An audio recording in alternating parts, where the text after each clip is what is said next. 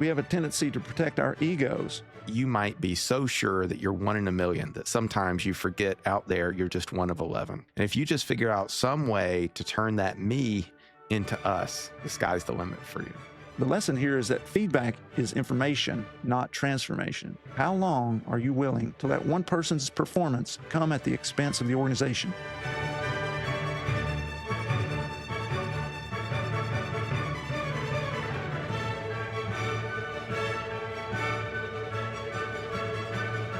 Welcome to Science of Leadership, where we explore leadership both practically and scientifically. What makes great leadership, why these things matter, and how we can do them well.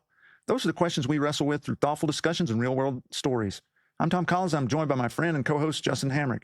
In the first 3 episodes of this series, we examined whether the selfish high performer is truly productive when we account for their effect on everyone else. We considered what happens when organizations direct disproportionate support toward them and how rewarding their behavior can begin reshaping the culture. Today, we're going to turn directly to the person. Can the selfish high performer change? I believe the answer is yes, but change has to begin with insight. The person has to recognize that there's a problem. They have to understand that the way they are operating is negatively affecting other people and limiting the team. When that happens, there may be an extraordinary opportunity for personal growth and organizational improvement. When it does not happen, when the person cannot or will not accept the problem, the leader eventually faces a difficult question. How committed are we to protecting the success of the entire organization? By the late 1980s, Michael Jordan was already the most dominant individual player in basketball. He could score almost at will. He won scoring titles, produced extraordinary playoff performances, and carried an enormous share of the Chicago Bulls offense.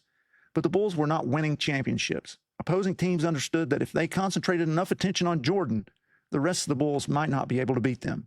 Jordan's extraordinary ability made the team dangerous, but the team remained highly dependent on that ability.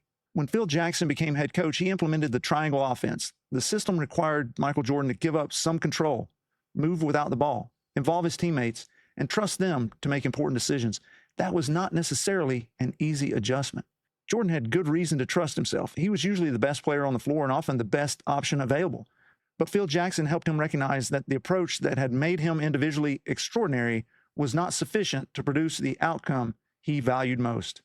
One of the clearest moments came during the 1991 NBA Finals. The LA Lakers were directing multiple defenders toward Jordan. During a timeout, Jackson asked him a simple question: who is open? The answer was John Paxson. Jordan began passing out of the pressure. Paxson made the shots, and the Bulls went on to win their first NBA championship. John Paxson later described that sequence as evidence of an important change. Michael Jordan had come to understand that even he could not win alone. Jordan did not become less competitive. He did not become less demanding. He did not surrender the qualities that made him great. He developed enough insight to recognize that the way he had been operating was limiting what the team and ultimately himself could accomplish. That's the possibility we want to explore today. That's a great example. I remember watching the 30 for 30 where Jordan was explaining that, and he came in and he's like, wait, that guy? I'm going to start passing it to that guy, but he's open.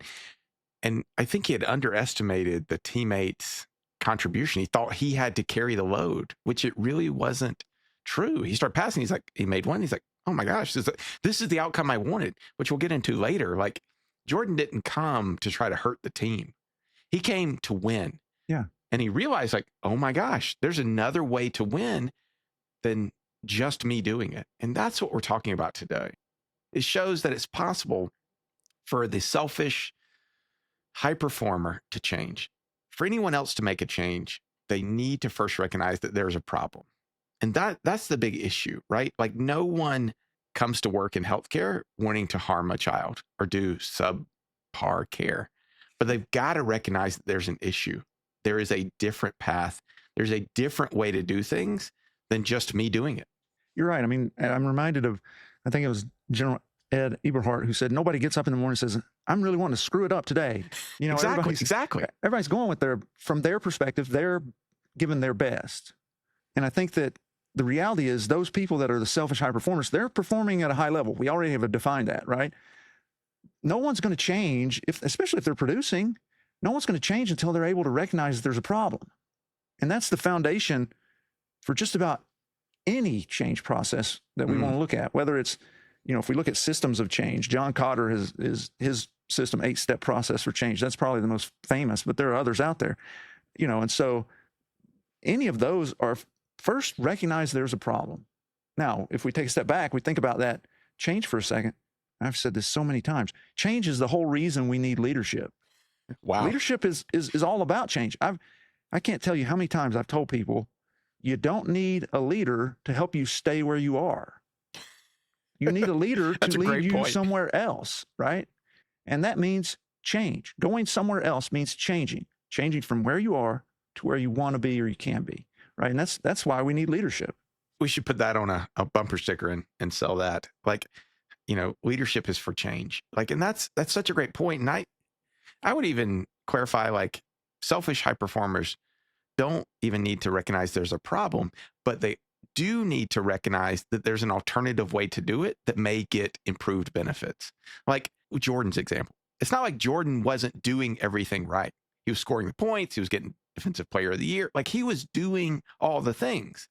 None of that's a problem. But there was another way to do it with improved success.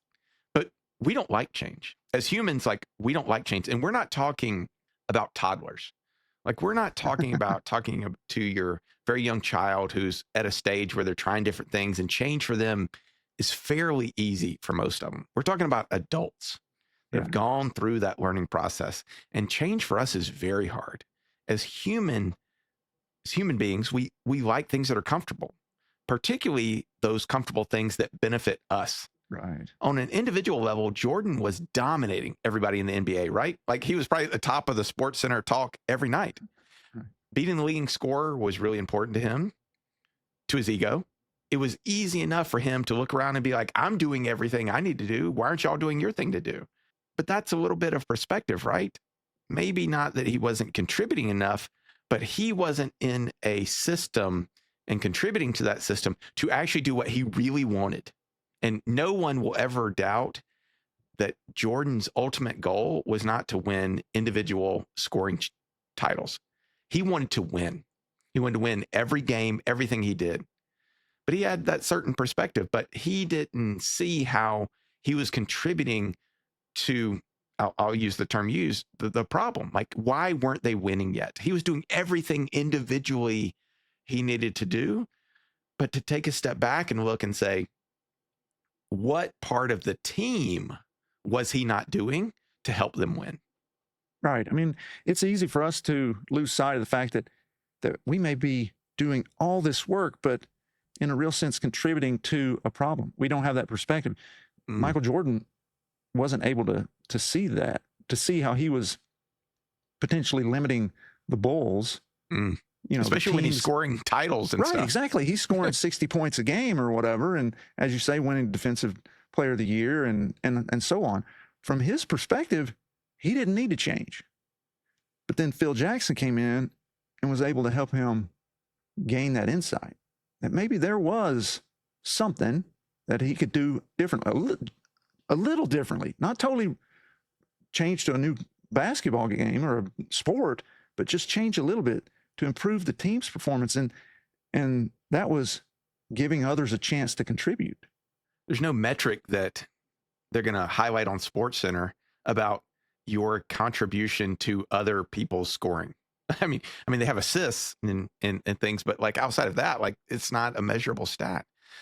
When you have a selfish high performer, why do you think insight is so important before any real change can occur? And I know this seems simple, but I think we should really get into why the very beginning, before any feedback can occur, before any plan, like, obviously Phil Jackson knew this. Phil Jackson knew that before he could put a play in with a triangle offense, his first question went back to Michael Jordan.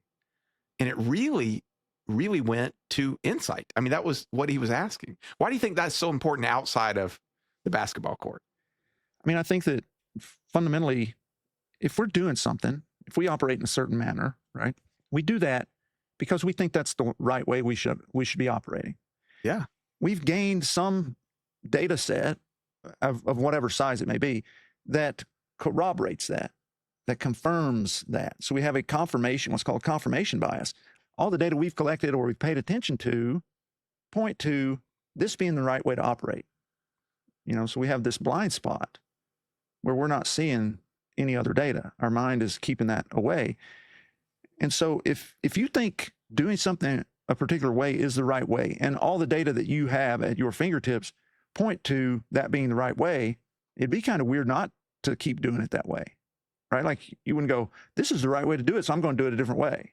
Outside of a mental illness, like Right. if you want to come to work and do a great job, you're going to do what you think gives you a great result based on exactly what you talked about, the data you have at your fingertips. Yeah. I mean, people rarely change if they don't see that there's a problem, right? And so it's somebody coming and speaking into that to say, hey, here's a problem I'm seeing. If we look at our own behavior, we behave differently, or we interpret our behavior differently than those around us. We have a tendency to protect our egos, and so our ego doesn't want to recognize that we may have shortcomings. And so then that leads us to, we look at ourselves in a positive light. We say, well, my intention was this, right?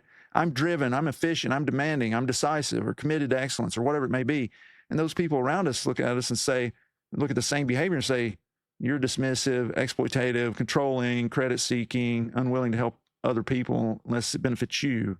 And so while we may be intending one thing, or we may be giving ourselves credit for intending that thing, everybody else is seeing something totally different. Our impact is completely different. And so we have to have that insight. And that doesn't come from within very often. Okay. Can it?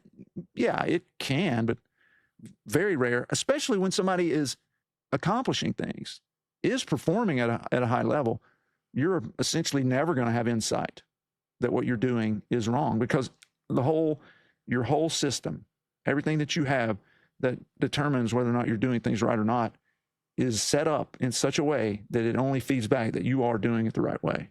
I'll quote my grandfather, preach, son, preach. Like you talking about a bigger issue. Like, you want to know why we've got political differences in the world today? It's because everyone from their own viewpoint believes they're correct. And then outside of echo chambers, right? Yeah. Like outside of a mental illness, people aren't going into things of like, how can I create chaos? How can I do my job poorly? But this is the point we're getting to, which will really get into as leaders, how do we institute change? What do we do next? Like, this is a huge point. Intent and impact are not necessarily the same. When I was a kid, I didn't intend to break a window with a baseball. I just was trying to hit it as hard as I could. I just didn't understand the consequences of my actions. I couldn't see outside of that one swing. I didn't know whose house was around me. And that's sort of the same thing with a team, right? You don't know whose house is around you that is getting affected by what you do and what you view as, I'm doing this to try to achieve this outcome, in which case there actually may be another way to get that outcome where you have to behave differently. Same thing with Jordan. But that's different from the impact that what really happened. And that really gets to how we're going to approach dealing with the issue as leaders and how we view those selfish high performers. Yeah, and stepping away just for a second from that selfish high performer and their need for insight, as leaders, we have to recognize how we impact other people. Ooh, if we don't, that's an entire five-part series. Yeah, right that's there. a whole other thing. But if as leaders, if we don't recognize that, it's going to severely limit our ability, with regard to leading other people. Since we've started this podcast, I've started to almost every interaction I have to ask myself, what if I'm wrong? Dude, that's a great question. If what I'm thinking and what if it's wrong? And trying to, like you said, get that insight of what if the way in my echo chamber, the way I'm thinking about things is just biased, incorrect, whatever you want to say. So when I was writing my book, the 4 Stars Leadership book, now that available on Amazon. Now that I have multiples, I have to clarify. But when I was writing that and I was working on this idea, listen, with a willingness to be persuaded, I was thinking through like, okay, what would it take to listen with a willingness to be persuaded? And I have this table in the book, and it's got 7 key things. And one of them is recognize that the other person has the perspective they do because they have data you do not. Oof. You know, so it Wow. is like almost going from could I be wrong to the next step I would say is how am I incomplete in my understanding of this? I'm wrong to some degree. What is it? You know, if we can get to that place, man, that makes a huge difference, I think. Let me pause from our conversation to ask you, the listener, a question. Are you ready to turn leadership principles into daily practice? Are you ready to become the leader you're capable of being? If so, my new book, The 4 Stars of Leadership Development Guide, is specifically designed to help you do that. You'll get a 12-week program designed to help you strengthen your character, competence, caring, and communication. Each chapter comes with focused reflection, illustrative stories that bring the concepts to life, and concrete actions you can apply immediately. No matter where you are in your leadership journey, it's a resource that is guaranteed to help you. You can find it online at Amazon, Barnes & Noble, and essentially all outlets where you get your books. Get your copy today and begin becoming the leader you're capable of being. Now let's get back to this interesting conversation. Let's get back to sort of what we were talking about of the difference between intent and impact, because I do think not only do we need to go into every conversation of what if I'm wrong, what evidence is there that I'm wrong, but like going to the selfish high performer, what is the difference between intent and impact? We're going to give them credit here, I think, because there are some people out there who are just totally after whatever they can get, money grabbing, positions, power, etc. And we've seen plenty of that.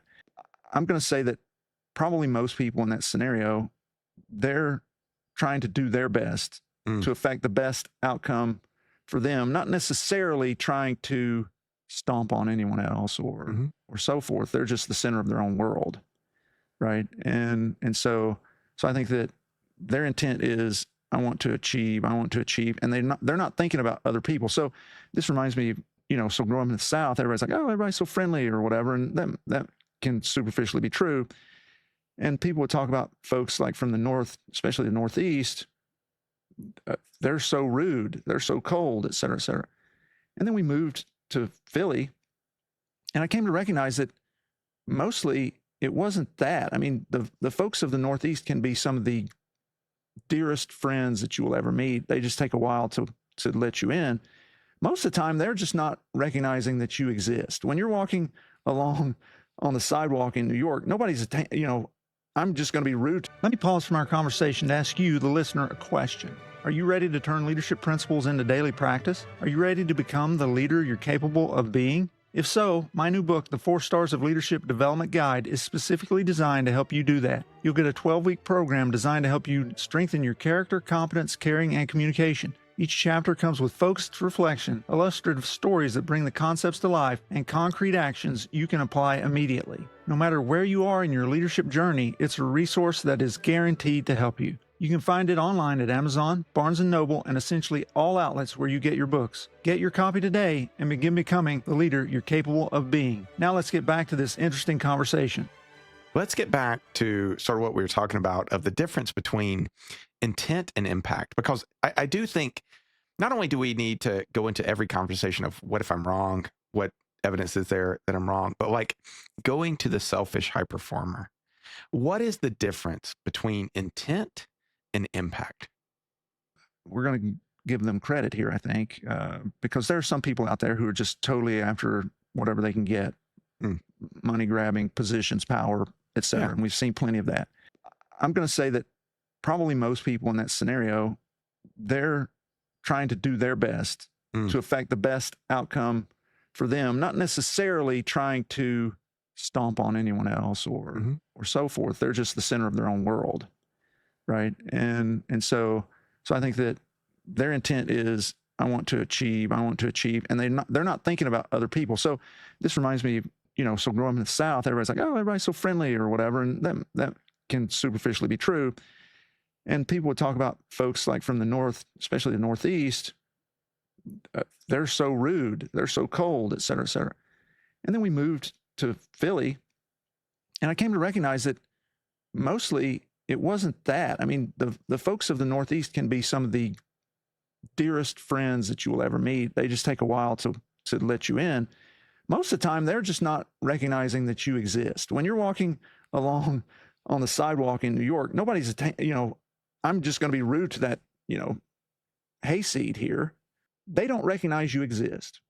And so to some degree, I think that's what happens with the selfish high performer, is that they don't recognize that the other people exist to some degree, right?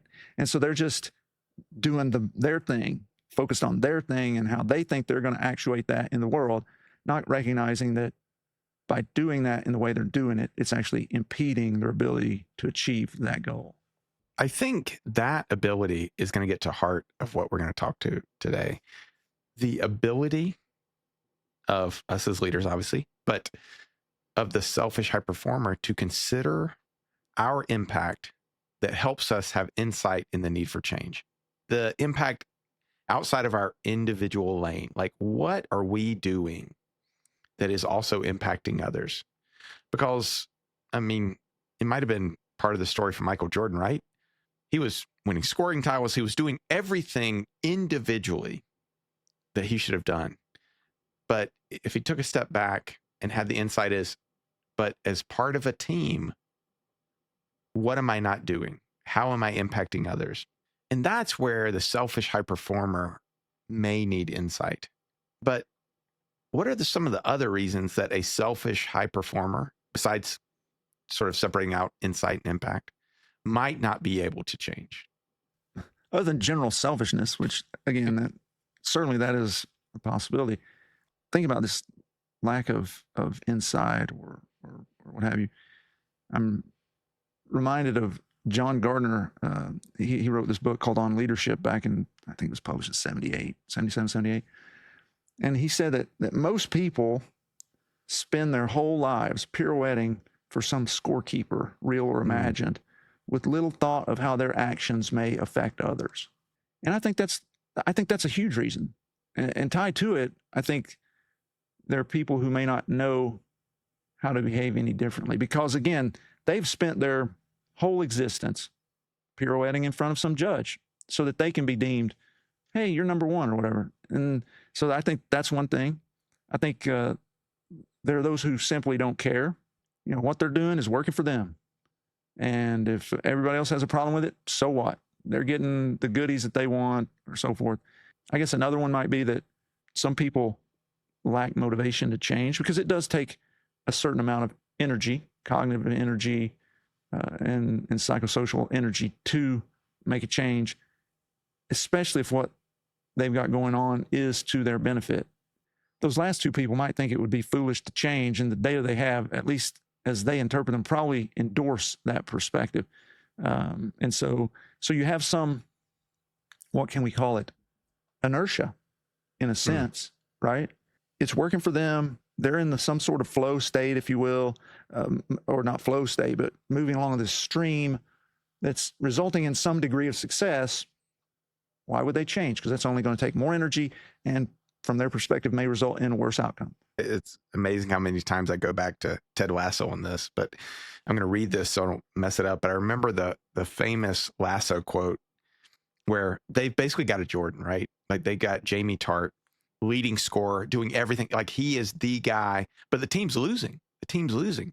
And Lasso says, Jamie, I think that you might be so sure that you're 1 in a million that sometimes you forget out there you're just 1 of 11. And if you just figure out some way to turn that me into us, the sky's the limit for you. That's sort of what we're talking about with this insight, is to get people there of like, listen, you're doing everything right. You are doing everything we ask on an individual basis. But as a leader, I'm not leading you. I'm leading the team. And the team's goal is to succeed. And is there some way that we can change the way of what you're doing to help the ultimate vision, which we've always talked about, is team success, organizational success? How can we do that? So that's what we're really getting to, is like, how do we get to that level of insight? How do we give them that feedback to get our selfish high performer to change, to have that insight, to move forward, to make the team succeed? Here's a really good question I think that we should roll around, kind of connected to that, is what does real insight look like? How can you tell if someone is beginning to understand that there is a problem? Whew. That's the heat. What I think I've noticed first, if I'm really paying attention, is the look on someone's face when it seems to hit them that they're having a negative, unintended impact on someone else. Now, that does sort of go with the preference that they're coming into work or into their job or into their game, trying to be the best that they can be and to win. In that moment, it's like they realize that there's other ways and other people that are experiencing them is different than what their viewpoint is. It is that moment where they're like, what if I'm wrong? What if the way I see things, what if the data I've got in front of me that I've been basing these decisions on is wrong? What if there's some negative consequence to the way I've been doing things that I've only seen in my limited viewpoint positive results from? That's something I've seen in the moment, whether it's in a meeting, on rounds, in the OR. I think if we're talking about one-on-one, is the ability to stop and not be defensive. Like that's one of the biggest things. Is when given some alternative viewpoint, you tell them, hey, I know you've been doing really great on X, but it's not getting the desired achievement of the team that we want. There's two responses to that. It's someone sort of sitting back, sort of thinking about it. Oh, God, wait, what if you're right? And then there's someone being immediately defensive. Well, I'm doing what you asked me. I'm doing this. Yeah.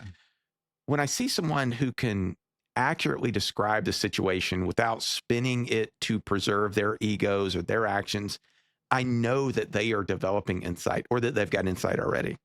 When I see them being curious about how they're affecting others or how other people see the same situations, or looking for examples to understand how everything else is being perceived or is infecting others, then I know that that selfish high performer is starting to gain that insight. When those things happen, it often seems like an avalanche. It really is the light bulb moment for that person to be like, oh my gosh, there is a world outside of what I've been seeing. When they realize, what if, not necessarily they've had it wrong, but what if they've had it wrong? What if the data, like you said, what if the data I've been basing all of my decisions on is incomplete?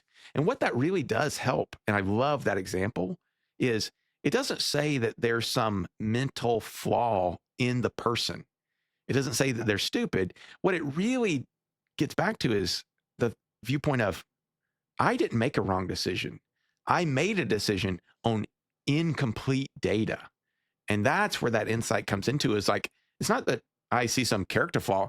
I didn't have all the data. And because that turns that person to go to, how do I get all this data? I want to make the right decision. How do I get that data?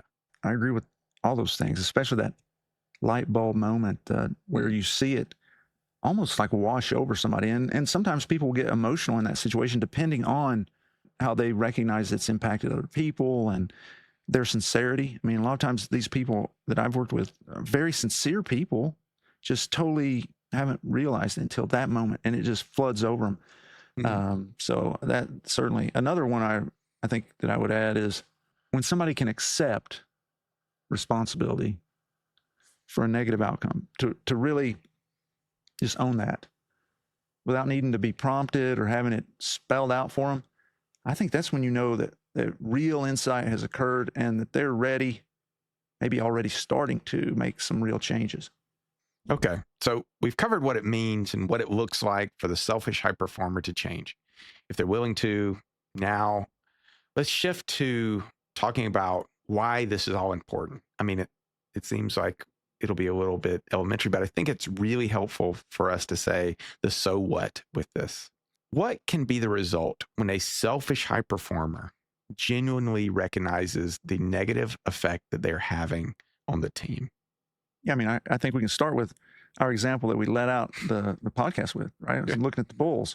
They went from not winning to winning multiple NBA titles. Mm-hmm. They went from a solid could have been to being, listed. I mean, seriously, listed in the pantheon of greatest basketball teams of all time. We could synthesize that as they were able to achieve their potential. And so I think that is the thing that you can see when the selfish high performer takes a step back, has insight, is willing to, and then does start changing. When that shift happens, when they start sharing the resources or the time, the acclaim, whatever it is, people around them start buying into the team. Most of the time up to that point, people are holding back. Why am I going to devote all of my energy and effort to this thing when that person over there is getting all the reward? I'm not going to invest all my energy in that. So they're holding back up until that point. But then when they see it and they start buying in, they begin delivering on what they're capable of, and that will far exceed what the selfish high performer could ever do individually. Guaranteed. You're right. We've talked about this on previous episodes of like the impact that you don't even realize you're having. The sort of the selfish high performer contributing to the potential. But that realization, what you're talking about, the achieving your potential, I cannot speak enough about this. I seem to talk about it on every episode. It creates a culture, a locker room, if you will, where everyone is working together. No one battling for center stage, and the collective is stronger than the individuals. We've talked about this so many times on multiple episodes, but in doing this, the goal isn't to make the person, the high performer, less talented, ambitious, forceful, or productive. We don't want to hamstring our high performers. We want to actually make them better. Like to hamstring them back would be foolish. Our goal is to help them use their natural capabilities in a way that expand rather than restrict the performance of others. Michael Jordan did not become less competitive. He became more effective because he learned how to involve and trust his teammates, which made him better. Right.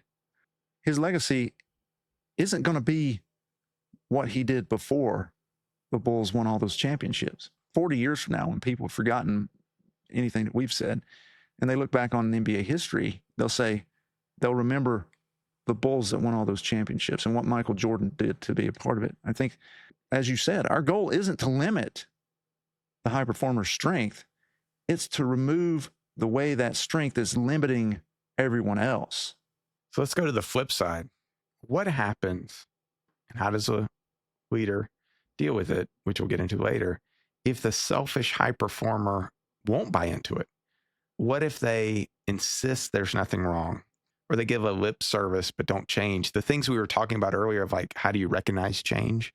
You know, looking back and looking at the thing or not being defensive. What if they do the opposite of all of those things? It gets down to, what are you really wanting to do? What are you really hoping to accomplish as a leader with this team that you're tasked with leading? You can either accept it and just recognize that everybody else is going to be falling short of what they're capable of, and the team itself will. You can address it. And in this scenario, we've already tried to give them insight. So addressing it in that sense is, okay, if you're not wanting to be a part of the team, we're going to have to find something else for you to do. Right. So I think that there aren't a whole lot of options really, unfortunately, I've seen these sorts of scenarios a lot in academic medicine.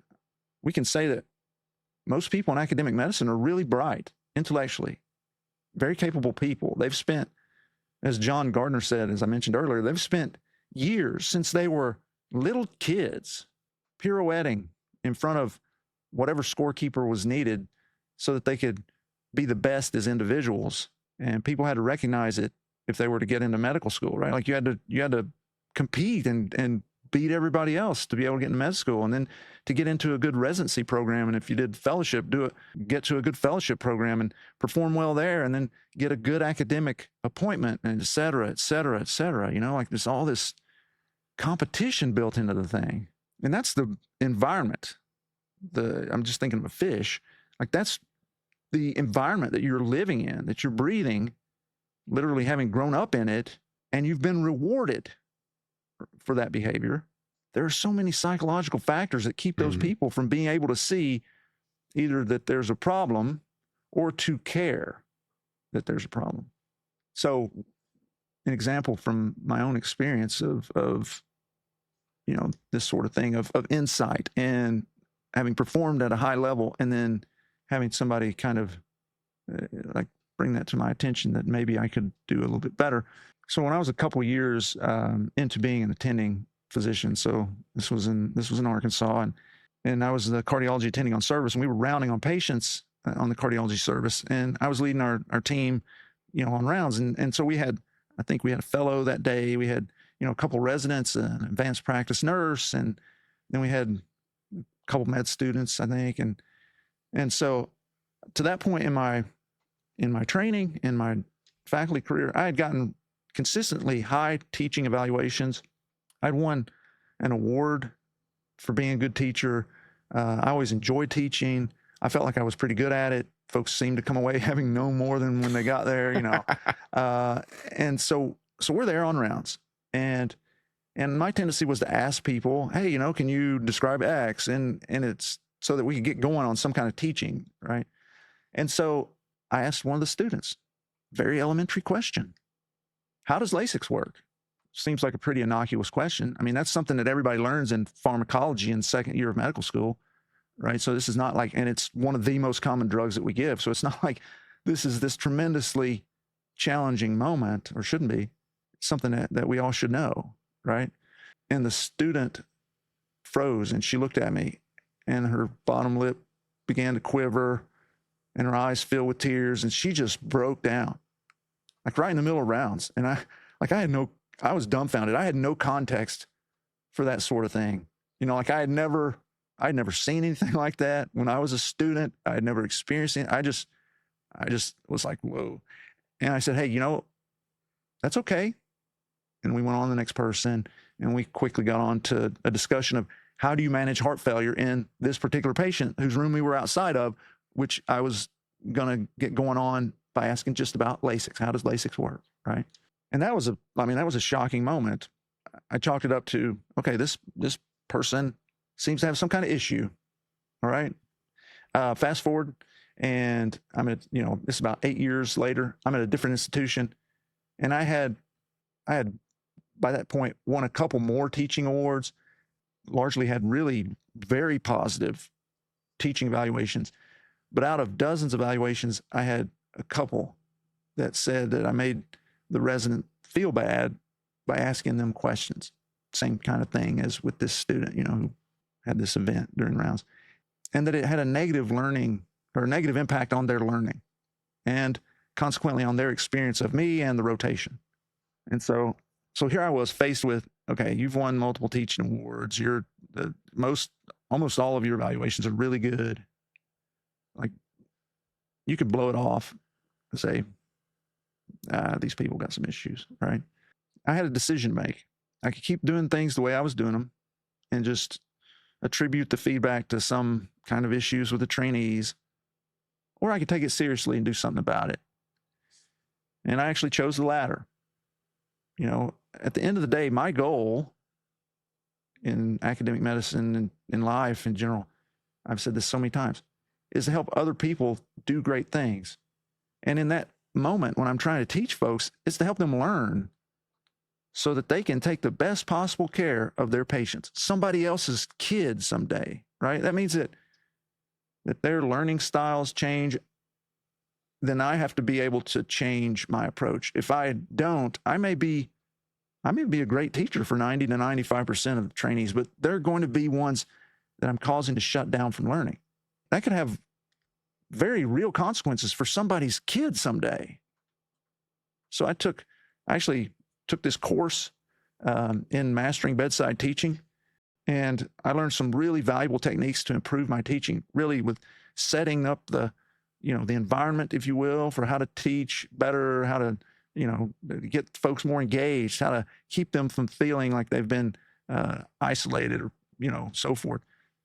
I'm not perfect. I won't ever be, but I'm better able to meet the needs of the trainees where they are and help them move forward to become more of what they're capable of becoming because of that. But that's an example of, of a moment, if you will, but in my own life where all the data I had were very positive, except for these couple of things, and I could respond to it a certain way. And anyway, I chose to say, hey,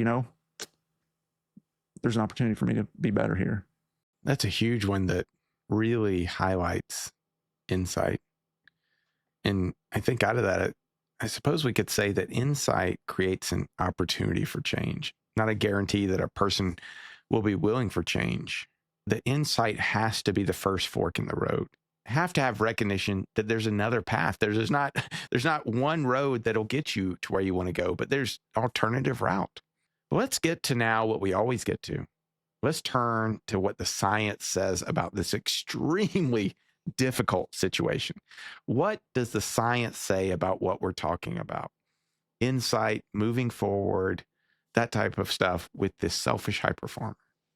Sure, I think we can bring in a little bit that gives us insight into self-awareness, feedback, and the possibility of change on this. I would say if we look at typically we look at about 3 studies briefly. The first study helps explain why insight has to come first. Leanne Yep. Atwater and her colleagues studied almost 1,000 student leaders and more than 1,200 followers.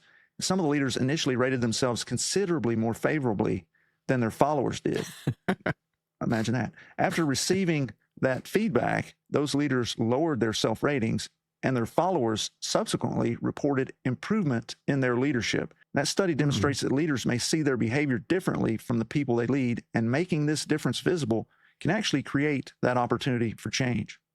I mean, that goes along with what we've been saying, right? That the first step is recognition that there's a problem and an alternative path, something like your example with Jordan. There was no evidence he had in his sphere 60 points a game, scoring titles. Like, why aren't we winning? Why aren't we getting to where we want?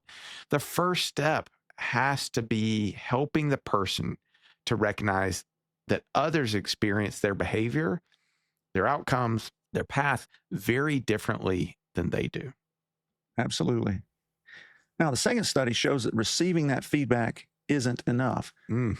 In a field experiment involving 110 police supervisors, Atwater and her colleagues found no overall improvement in subordinate rated leadership simply because supervisors received that upward feedback.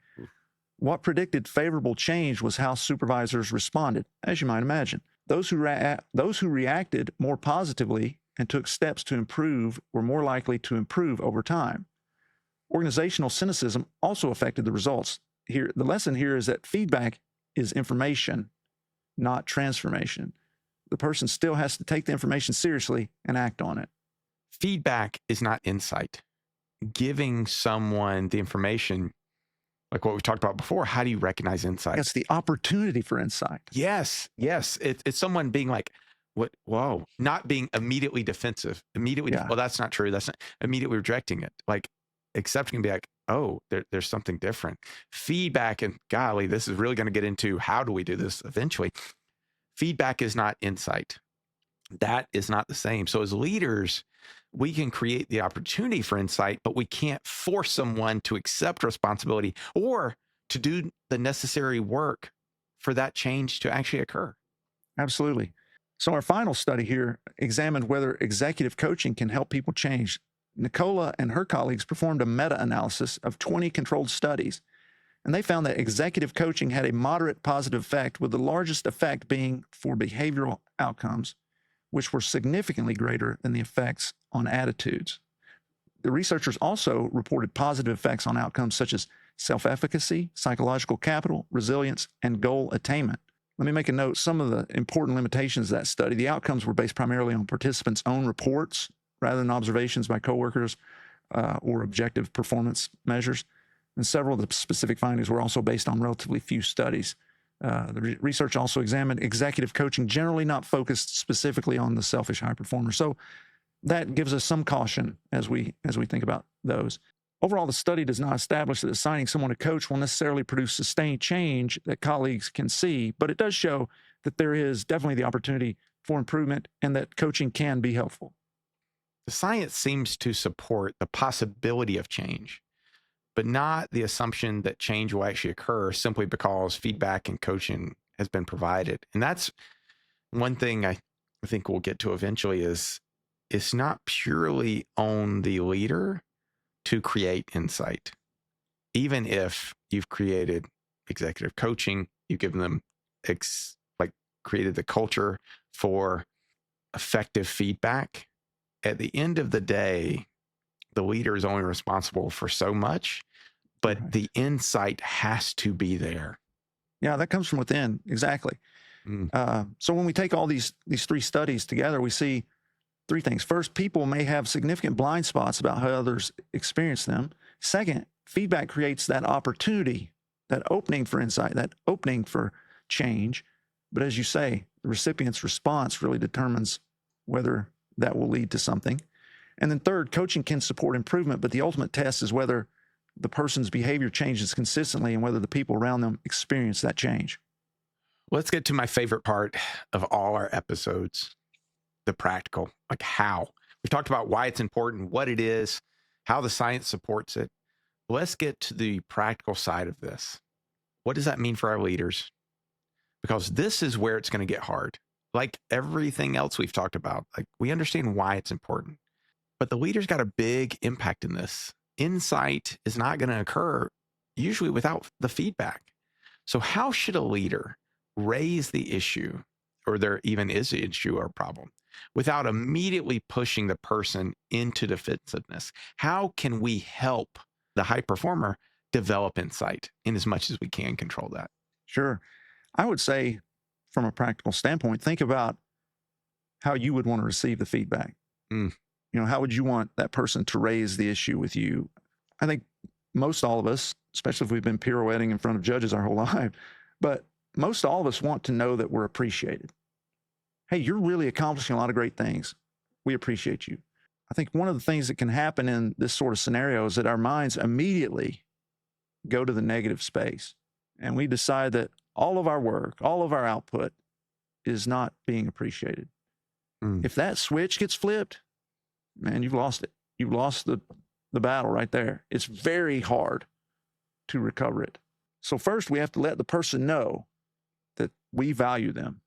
We value their contributions. They're an important part of what we're trying to do. That has to be as clear as possible to the person. So I would say that's the first thing. Then the next thing is we have to describe the observable behavior and avoid character labels. Instead of saying, you're self-centered and take all the credit from team accomplishments, you're going to be a lot more effective if you say, I've noticed when the team accomplishes something, you announce the things you've done that made it possible, and that makes other members of the team feel like you don't value their contributions. I think that keeps the feedback, when we focus it on their behavior and we avoid character evaluation, that helps them to see what they're doing. That helps them to see their impact more than their intent. Another thing is to share the effects that behavior has on colleagues. They feel unappreciated. It may be that it causes a lack of trust. It breaks down cooperation, has negative impacts on the team's performance, as was the case with Jordan and the Bulls. Whatever the case, the person needs to understand the impact that they're having on others.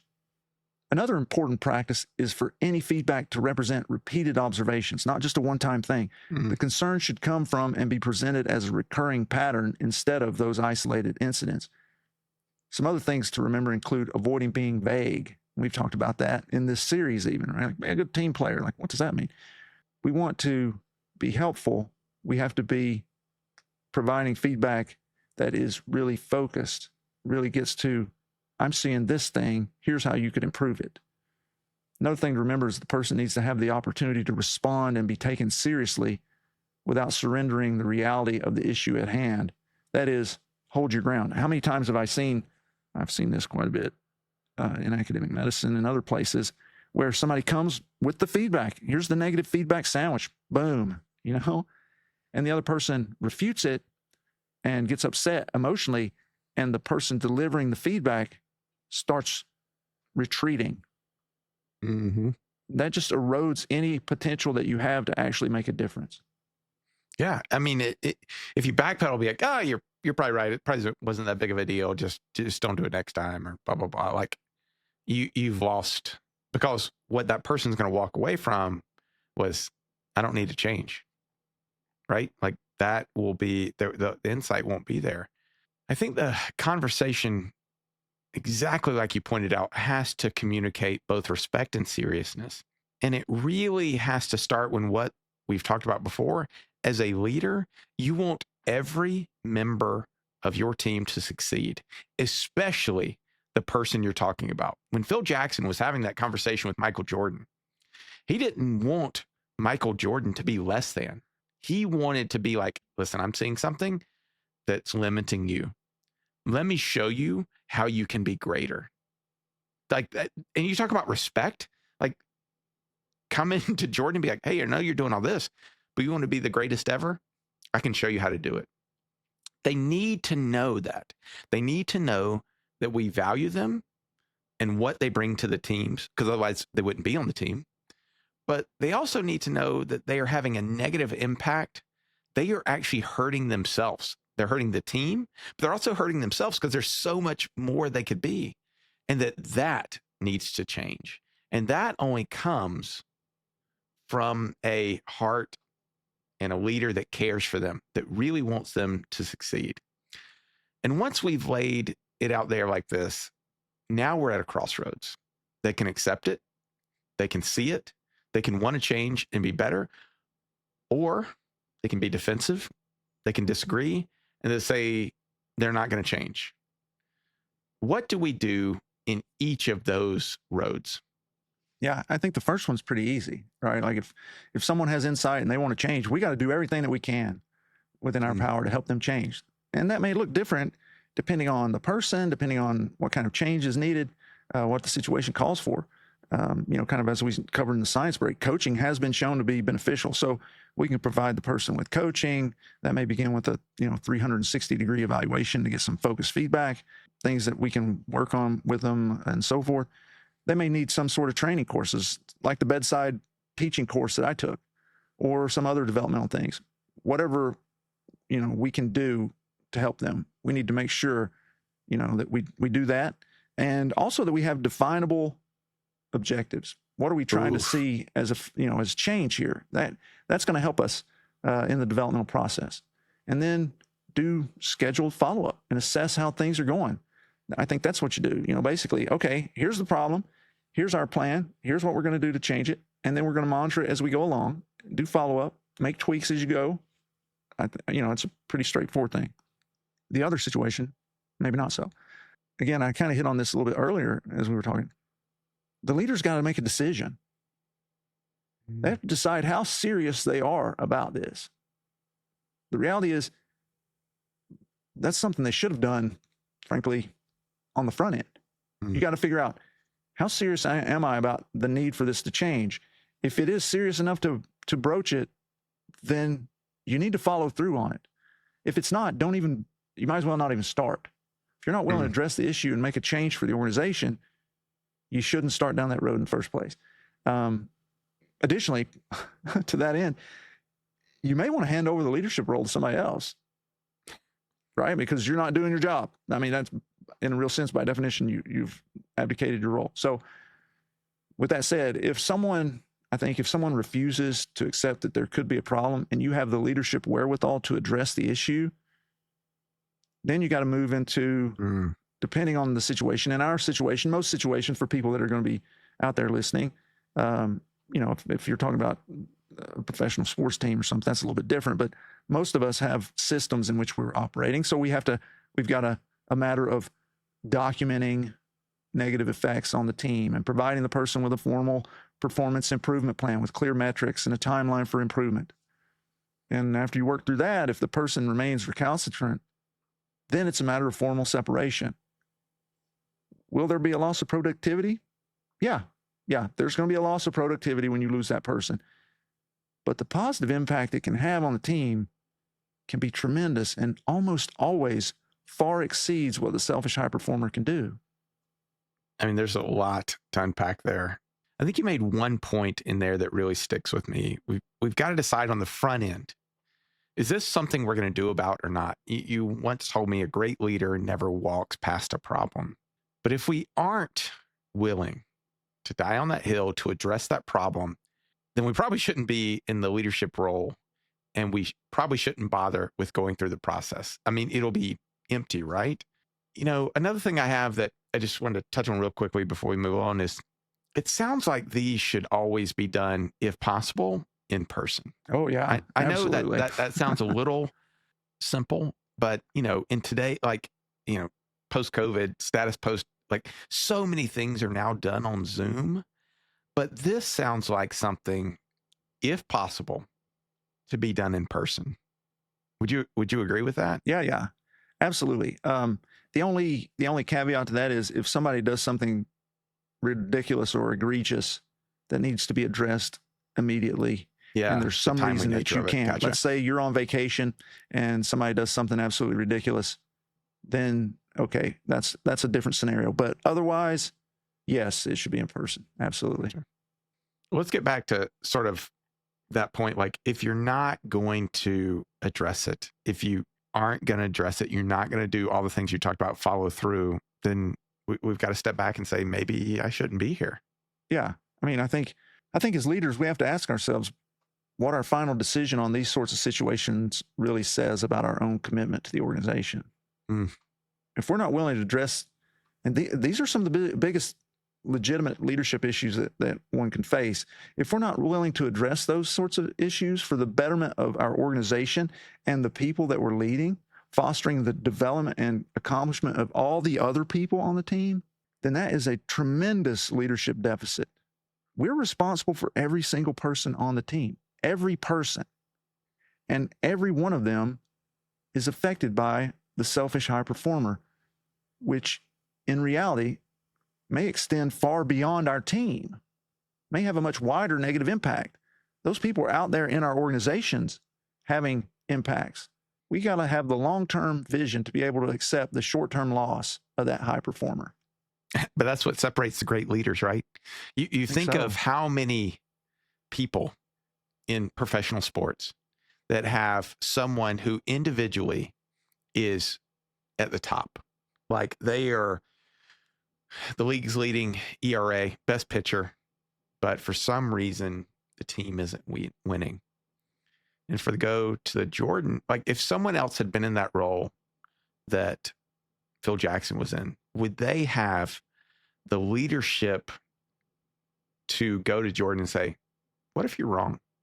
What if there's another way to do it?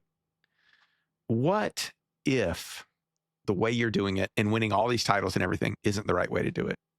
I think retaining someone indefinitely, despite persistent negative impacts on the team, sends a really negative signal about what the organization is prioritizing. Yeah.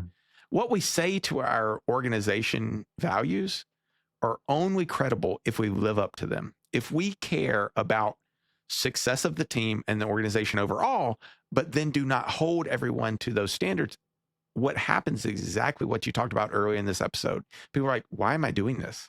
That's not what they're valuing. That's not what they're rewarding. And for those who avoid making the difficult decision, you're still making a decision. Right. It's a quote. No decision is a decision. You've decided to accept it. You've decided not to address it. And that is, people smell smoke, right? Like, they know, even if I decided not to address it, then that is you addressing it by not addressing it. And that'll be seen as an endorsement by everyone on the team who are experiencing that and experiencing the harm of the selfish high performer. Absolutely. We need to remember that helping someone change is a fundamental act of leadership. Allowing Bumper them to, sticker. Yeah, absolutely. We're going to open a store. Allowing them to keep harming the organization after they've refused the opportunity to make a change is abdicating our leadership role. So can the selfish high performer change? Yes, but only if they're willing to see the problem and do the work. A leader can provide feedback, explain the impact, offer support, create a real opportunity for growth, but ultimately the person has to accept responsibility and demonstrate change. If they do, as we've discussed, the upside can be tremendous. If they don't, the question shifts from the employee to the leader. How long are you willing to let one person's performance come at the expense of the organization? At some point, patience becomes avoidance. And that's where we will go in the 5th and final episode of this series. What do you do when the selfish high performer will not change? Thank you for joining us on this episode of The Science of Leadership. We hope today's discussion gave you practical tools and a deeper understanding of how you can be a better leader starting today. Remember, leadership is about helping those we lead do great things. It's a journey of continual growth and learning. When we embrace that journey with curiosity, courage, and humility, we can confront challenges, overcome barriers, and foster environments where everyone can succeed. If you enjoyed today's episode, be sure to follow or subscribe, leave a comment, and share the episode with others who are passionate about leadership. Till next week, keep leading with character, competence, caring, and communication. This is Tom Collins. Let's keep growing.